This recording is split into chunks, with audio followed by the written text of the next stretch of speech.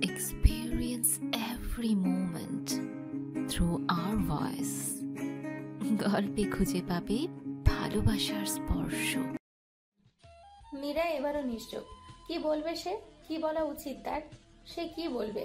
প্রতিটা ক্ষণে সে শুধু তামিমকে ভাবে। খেতে বসলে, শুতে গেলে, শাড়ি ঠিক করতে গেলে, চুল বেনি করতে গেলে তার এই মানুষটাকেই মনে পড়ে। কান্না গলায় এসে সূচের মতো বিধে, অথচ ফোন না ধরে এখন উল্টো রাগ দেখানো হচ্ছে। নিজে তো এই অবধি একটাও ফোন করেনি। তবে তিনি কি জানেন মীরা যে সেকেন্ড মুভিটা সাইন করেছে তার পুরো টাকাটা সে জমা রেখেছে তামিমের জন্য। এই যে এখন নীরার গাল ভেসে যাচ্ছে ব্যথায়। কি হলো? কথা নেই কেন? ওকে ফাইন, রাখছি আমি। ফার্দার আমাকে ফোন করার স্পর্ধা দেখায়, I will surely kill you. আমি দুটো রিভলভার ক্যারি করি জানো তো। দুই হাতে দুটো গান নিয়ে তোমায় ঝাঁঝরা করে দেব। আমি বিদেশে বলে খুব বিনোদনে আছো তাই না? মীরা দীর্ঘশ্বাস ফেলল। যাবার আগে নিজে সেধে বলল, বারবার ফোন করবে, আমায় দেখতে চাইলে ভিডিও কল করবে, আর এখন ফোনে গুলি করা হচ্ছে। তামিম ধমকে উঠল আবার। মনে থাকবে তো, no phone call, no knock. Meera কোনো রকমে বলল, আচ্ছা। আমি পড়াশোনা করতে বললে তোমার গায়ে বাঁধে না, মর্জি হয় না। আর দুর্নিবার বললে ফরফর করে কলেজ যাওয়া। হ্যাঁ ভাই, সে কি হয় তোমার? কলিজা? এত আপন তোমার? কই এতদিনেও তো আমার একটা কথা শুনলে না। আর ওই বেটা তোমার প্রণথন বনে গেল দুদিনেই, তাহলে আমাকে ফোন কেন? প্রণথনকে ফোন দাও। তামিম ফোন রেখে দিল। মীরা ফিসফিস করে বলল, ফোনটা না ধরলে তো ভালো ছিল। একা একাই রাগ করবে, নীরার কোনো রাগ নেই। এত মাথা পাগলা হলে সংসার কিভাবে চলবে? তামিম ফোন রেখে ঋতুকে ডায়াল করলো। ঋতু, ভালো আছিস ভাইয়া? মায়ের ফোন ধরিস না কেন বলতো? আর ফোন আমি বাজবো কিনে কদিনে নীরার জীবন আকাশ পাতাল বদলে গেছে ঋতু। টিভি তো অ্যাড অন এয়ার হচ্ছে। দুনিবারের মতো হিরোর সাথে ব্যাক টু ব্যাক দুটো মুভি সাইন করে নিয়েছে। মুভি বাদ দে, তোর বউ তো ঢাকা শহরে ছেয়ে গেছে খুব। বেরোলেই বড় বড় বিল বোর্ডে ছবি দেখতে হচ্ছে, ভীষণ ব্যস্ত। তোর সাথে কথা হয় ঋতু? পাওয়াই তো ভার, বাসায় ফিরে কখন কে জানে। সেদিন ফোন করলাম, অ্যাসিস্ট্যান্ট রিসিভ করলো। ওই যে বেলাল বলে ছেলেটা, তাকে পিএস করে নিয়েছে। পরে অবশ্য ফোন ব্যাক করেছিল, আমি রিসিভ করিনি। ও, মা সেদিন গিয়েছিল তো বাড়িতে লাবণী ভাবিকে দেখতে। শুনে এলো জুস কর্নার নাকি রমরমা চলছে। ওরা ভালো আছে বেশ, কিস্তিতে ফ্ল্যাট কিনবে ওরা। আচ্ছা। এমন ভাবে কেন আচ্ছা বলছিস? মনে হচ্ছে তোর পেট ব্যথা করছে। তোদের কথা হয় না? তামিম জবাব দিল না। তুই ফোন করিস না কেন ভাইয়া? ফোন কর এক্ষুনি। তোকে বলেছিলাম একটু কথা বলতে, আমি ওর সাথে রেগে আছি। দেখ ভাইয়া, তোর বউ, তোর ভালোবাসা, তুই পায়ে ধরে কাছে আনবি নাকি গুলি করে মেরে ফেলবি তুই ঠিক করবি। আমার কি বা করার আছে? আমি ছোট মানুষ। সে বদলে গেছে ঋতু, ওটা আমার নীরা নয়। তুই বিদেশে বসে সেটা বুঝে গেলি? ওর নাম হচ্ছে মিডিয়াতে ভালো কাজ করছে, এটা কত বড় ব্যাপার। মনটা বড় কর ভাইয়া, এমন একটা চ্যালেঞ্জিং পেশায় ক্লিক করা মানে বুঝিস? আর আমার কষ্ট বুঝি কিছুই না। তুই ট্রেনিংটা মন দিয়ে কর ভাইয়া। কষ্ট পাচ্ছিস কেন? এত রাগ করলে হয়? সকাল বিকাল ফোন করে কাঁদে না বলে সে তাকে ভালোবাসে না, এমন ভাবার কোনো দরকার নেই। তুই তো ভালোবাসিস নি, তাই বুঝতে পারছিস না সে কেন আমার জন্য ব্যাকুল হয় না। একটা পজিটিভ সাইন ওকে শো করেছে? আমি দেশে যতদিন ছিলাম গোমরা মুখ করে কথা বলতো, আর টিভিসিতে দেখো কি দারুণ স্মাইলিং। তুই যে হারে ব্যাকুল হয়ে আছিস ভাইয়া, ওখানে এরাপু ব্যাকুল হলে তো সব শেষ। ও দুর্নিবারের কথায় ফট করে ফর্ম ফিল আপ করে নিল। দুর্নিবার কি মন্ত্র দিল বলতো? তুই এমন ভাবে বলছিস যেন দুর্নিবার একটা হ্যাংলা ছেলে। ফিল্মের হিরোর আর ওয়েটি বা কি বল। শোন ভাইয়া, তোর বউ এমন আহামরি চাঁদের পরি নয় যে দুর্নিবারও ওর প্রেমে পড়ে যাবে। একজন নামী আর্টিস্ট, সে এমবিএ কমপ্লিট করেছে, মোট 21টা মুভি করে নিয়েছে। প্রথম 9টা movie detective series without heroine hit করে গেছে। 4টা আর্ট ফিল্ম, 2টো মিউজিক্যাল কমার্শিয়াল, একটা মুভিতেও সে হিরোইন রিপিট করেনি। বুঝতে পারছিস তো? এত কোয়ালিফাইড একটা মানুষ হুট করে তোর বউয়ের প্রেমে পড়ে যাবে না। সে যাকে ভালোবাসবে she will be really special. Quality থাকতে হবে, বুঝতে পারছিস?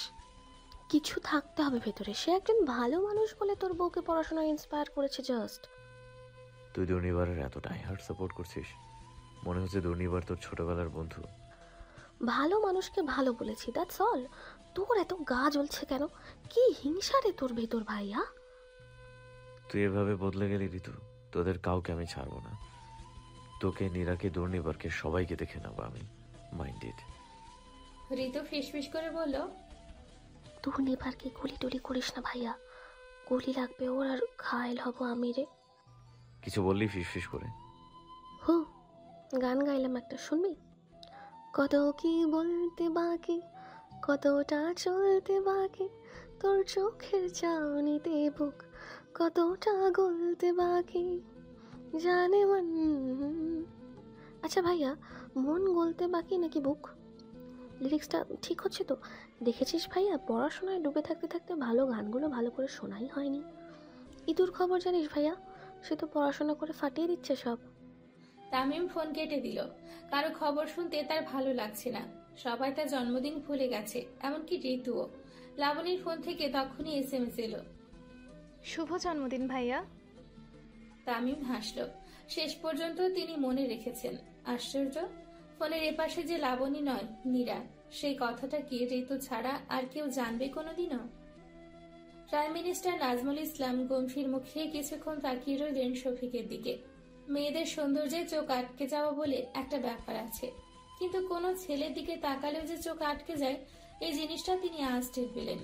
ছেলেটার পুরো সিভি তিনি খুঁটিয়ে খুঁটিয়ে দেখেছেন। এর মাঝে কারাবাসের ব্যাপারটা নাজমুল সাহেবের বেশি পছন্দ হলো। ছাত্র জীবনে তিনি যখন পার্টি করতেন, এই কারাগারে বন্দী হবার ব্যাপারটা বারবার তাকে বড় আন্দোলনে যেতে শক্তি জুগিয়েছে। শফিক মৃদু হাসল। স্যার, আপনি বলেছেন 5 মিনিট থেকে 1 সেকেন্ড সময়ও আমাকে বাড়তে দেবেন না। এখন 3 মিনিট 60 সেকেন্ড স্যার। এর মধ্যে যদি আমি আমার কথা শুরু করতে না পারি, তবে শেষ করতে পারবো না। Please sir.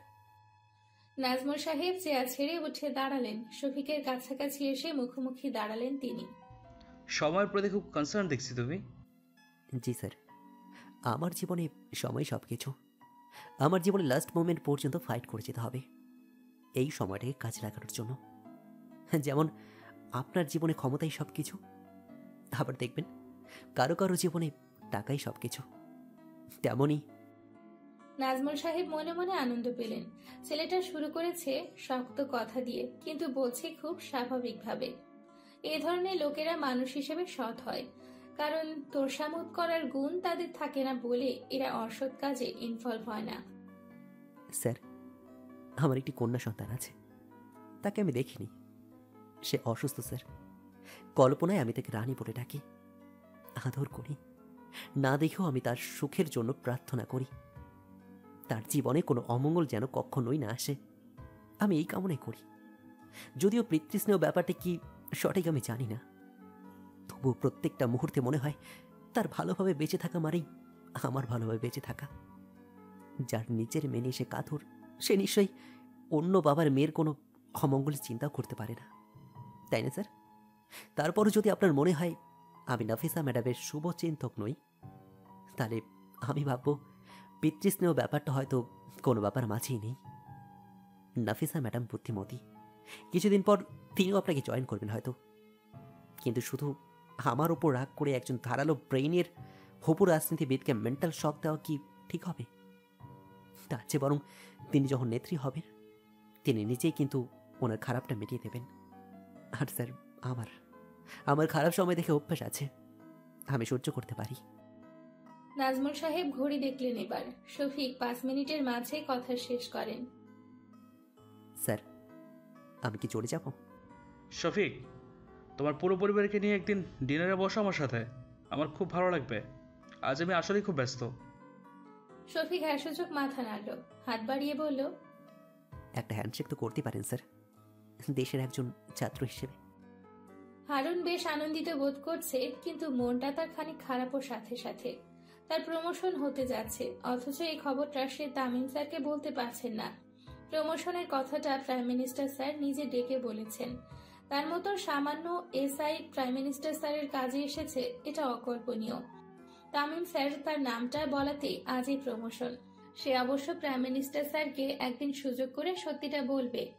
এখন তামিম স্যারের সঙ্গে মিটমাট করাটা জরুরি। কিন্তু নিরামায়ের সাথে রাগারাগি করে স্যার তো সবাইকে ডিসকানেক্ট করে দিয়েছেন। এই নিরামা স্যারের সঙ্গে কবে যে কর্ডিয়াল হবে কে জানে। হারুন দীর্ঘশ্বাস ফেলল। তামিম স্যারকে সে কি ভুলটাই না বুঝিয়েছিল। আহারে, নাফিসার আনন্দে আকাশে উড়ে চলে যেতে ইচ্ছে করছে। সে বারবার করে জোরে চিৎকার করে বলছে, আই লাভ ইউ বাবা, আই লাভ ইউ বাবা। এর কারণ হলো মিস্টার শফিকের ইউএসএ তে আসার ব্যাপারটা বাবা সুন্দরভাবে অ্যালাউ করেছেন। কিন্তু তার একটা বিষয় খুবই আশ্চর্য লাগছে, তা হলো মিস্টার শফিক এমন কি বললেন যে বাবা কনভিন্স হয়ে গেলেন সহজে। শুটিং স্পটে ঋতুকে দেখে নীরা বেশ অবাক হলো। তাও আবার মিসেস সেলিনার সাথে এসেছেন, মানে কি মিস্টার তামিম পাঠাননি তো? সেলিনা ফিসফিসিয়ে বললেন, খবর জানো কিছু? তোমার সেই দুর্নিবার তো ঋতুর মাথা খেয়ে দিয়েছে। দুর্নিবার বলে ঘুমের মাঝে গঙ্গায় 1150 মার্কসের মাঝে যে মেয়ে 1095 পায় সে কিনা 4 মার্কস কম পেয়েছে, ভাবা যায়? নীরাও গোমরা মুখ করে বলল, আসলে 4 মার্কস। আরও আছে তো। এর ছেলেটা বলে গেল বউ মিডিয়াতে কাজ করে। এই নিয়ে 13 জন টপ মডেল, 9 জন ছোট পর্দার নায়িকা, 4 জন ফিল্মের হিরোইনের ইনফরমেশন দেওয়া শেষ। কিন্তু বৌমাকে তো আর পেলাম না। আজ সকালে তামিম ফোন করে বলেছে আমার বউ মরে গেছে, দেশে এসে আবার বিয়ে করবো আমি। শোনো ছেলের কথা, মিডিয়ার মেয়ে তো নিশ্চয়ই কোনো কালটি করেছে। এখন দেখো মেয়ে আমার আবার এক হিরোর পেছনে ঘুরছে, বুঝলে? ক্লাইম্যাক্স। নীরা কিছু না বুঝেও হাস্যচোখ মাথা নাড়ল। এই নীরা, তোমার কি এখন কোনো শর্ট আছে? জি আছে। বাহ, বেশ তো, দেখে যাই তাহলে। ঋতুটা যে কই গেল? দুর্নিবার কোথায়? তাকে খুঁজতেই গেল নাকি? নীরা হাত বাড়িয়ে সেলিনার হাত ধরল। আপনি আপনার ছেলের বউকে খুঁজছেন তো? হুম। আমি আপনাকে সাহায্য করছি। এখান থেকে বেরিয়ে প্রথম যে বিরাট বিলবোর্ডটা চোখে পড়বে, তাতে দেখবেন সবুজ শাড়ি পরা একটা মডেল এক থালা ধোয়া ওঠা গরম ভাত চোখ বন্ধ করে তার ঘ্রাণ নিচ্ছে। সেটাই আপনার ছেলের বউ। ওই যে পোলাওয়ের চালের যে অ্যাডভার্টাইজমেন্ট, সেটা। সেলিনা চোখ বড় বড় করে নীরার দিকে তাকিয়ে আছেন। তার মাথা ভো ভো করছে। আপনার ছেলের বউ একদম মারা যায়নি, সে বেঁচে আছে। ছেলের বিয়ে দেবার কোনো দরকার নেই। কামাল বিব্রতভাবে বলল, স্যার সেদিন ম্যাডাম দেখা করতে এসেছেন। দুনিবার মিররে তাকিয়ে টাইম নট পাচ্ছিল। কামালের দিকে না তাকিয়েই বলল, সেই সকালবেলা ম্যাডাম? জি স্যার। দুনিবার ঝট করে টাই ছেড়ে দিল। এখানে নিয়ে আসো। স্যার এখানে? উফ, নিয়ে আসো, হারি আপ। বেশিক্ষণ দাঁড় করে রাখুনি তো, গো। কামাল প্রায় ছুটে গেল। স্যার কেন এত অস্থির হয়ে পড়লেন কে জানে। তাও আবার স্যার তাকে নিজের মেকআপ রুমে অ্যালাউ করেছেন। ঋতু ভেতরে এসে নিজেই দরজা আটকে দিল। দুনিবারের ভেতরে মৃদু ভূমিকম্প হয়ে গেল তখনই। ভালো আছেন? না। চুটিয়ে শুটিং করছেন অথচ বলছেন ভালো নেই। ভালো না থাকলে যে শুটিং করা যায় না, সেটা কে বললো তোমায়? ও, প্রশ্নের উত্তরে প্রশ্ন, গুড।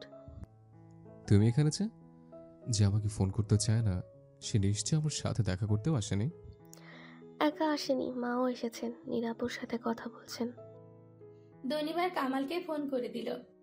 কামাল, আমার শটটা আমি 1 আওয়ার পরে দিব।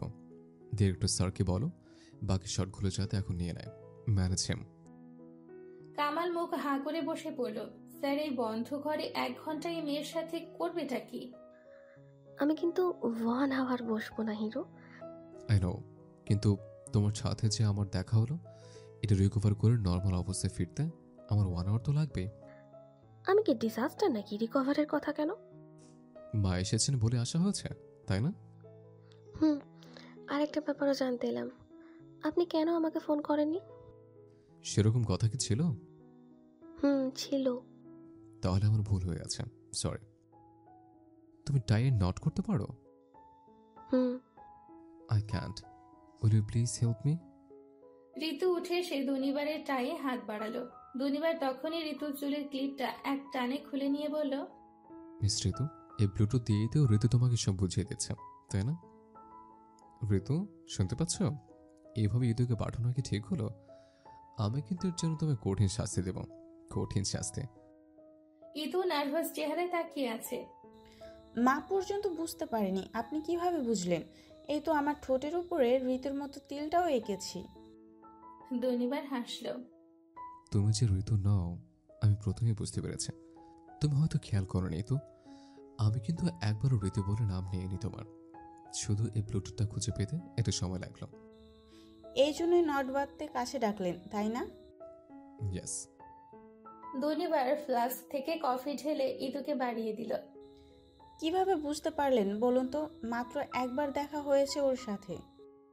কিভাবে বুঝতে পারলাম সেটা শুধু ঋতুকেই বলবো। সে কোথায়? সে বাসায়। তুমি মিথ্যে বলছো তো। সে এসেছে এবং আমি ড্যাম শিওর সে এখন নিচে গাড়িতে বসে। তুমি কি ওকে একটু পাঠাবে? ইদু হাসলো। আপনি এত ভালো করে চিনেন ঋতুকে? আমরা তো এভাবে অসংখ্যবার মা বাবাকে পর্যন্ত বোকা বানিয়েছি। ভুল বললাম। সে গাড়িতে নয়, অলরেডি সে দরজা চলে এসেছে। আমি তোর ফোন ডিসকানেক্ট করেছি কয়েক মিনিট হয়। দুনিবারের কথা শেষ হলো না, দরজায় নক। দুনিবার দরজা খুললো না। ইতু দরজা খুলে বলল, কি ডেঞ্জারাস হিরো রে ঋতু তোর! উল্টো আমাদের খেলে দিল। তুই তো খুব চিল্লালি, বোকা বানাবি। ধুর, শুধু শুধু কেস খেয়ে গেলাম। ইতু বেরিয়ে গেল। এবার দুনিবার উঠে গিয়ে দরজাটা আটকে দিল। কামালের মাথা কাজ করছে না। একের পর এক একই রকম দেখতে মেয়ে দুনিবার স্যারের ঘরে ঢুকছে আর স্যার দরজা বন্ধ করে দিচ্ছেন। এর মানেটা কি? ঋতু মাথা নিচু করে বলল, সরি। এইভাবে সরি চাইলে হবে না। তো কিভাবে চাইতে হবে? একটু আগেই সারা জীবনের জন্য বিরাট কেলেঙ্কারিতে ফেলতে যাচ্ছিল আমায়, আর সামান্য সরি বলছো? You have to pay something big. বেশি রাগ করেছেন? দুনিবার হাস্যচোখ মাথা নাড়ল। বেশি রাগ করা ভালো নয়। কিন্তু তুমি যেটা করলে সেটাও কিন্তু ভালো নয়। তাহলে কি করতে হবে হিরো? দেখো, একটা সম্পর্কে যখন মান অভিমান আসে তখন সম্পর্কের স্মুথনেস নষ্ট হয়। তখন একে কেটিস দিয়ে আবার ব্যালেন্স করতে হয়। যেমন ধরো, টেবিল বা চেয়ারের পায়া মেঝেতে ঠিকঠাক না পড়লে আমরা কি করি? কাগজ ভাঁজ করে কেটিস দিয়ে যেমন ঠিক করে বসাই তেমন কিছু। ওহ। ঋতু এগিয়ে এসে দুনিবারের গলার টাইটা টেনে ধরে বাঁধতে লাগলো। দুনিবার নিচু হলো একটু। তার নিঃশ্বাস গালে পড়ছে ঋতুর। ঋতু দুনিবারের ঠোঁটে আঙ্গুল ঠেকিয়ে বলল, hey, don't kiss, I am under 18।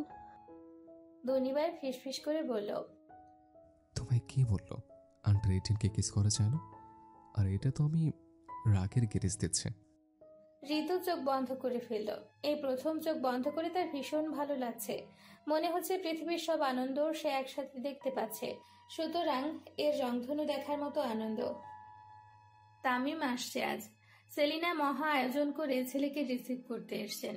Tamim অবশ্য বারবার করে বলেছে, এসে কোনো লাভ নেই মা। প্রথমে আমাদের অফিসের গাড়ি করে বুড়োতে যেতে হবে, সেখানে ছোট্ট সেমিনারের পর বাসায়। সেলিনা ছেলের কথা শুনেননি। তিনি গাড়ি, ব্যান্ড পার্টি, মালা সবকিছু নিয়ে এসেছেন। সব থেকে বড় কথা, সারপ্রাইজ হিসেবে নীরাকেও নিয়ে এসছেন। হাজার হোক, ছেলে তাকে নীরার মতো বৌমা উপহার দিয়েছে। নীরা অবশ্য আপাদ মস্তক বোরকা পরে বসে আছে। এয়ারপোর্টে নেমে তামিম রাগারাগি চূড়ান্ত করলো। সেলিনা তাতেও রাগ করলেন না। ছেলেটা দেখাক না একটু রাগ। বিয়ের কথা শুনবার পর তিনিও তো ছেলেকে কম কথা শোনাননি।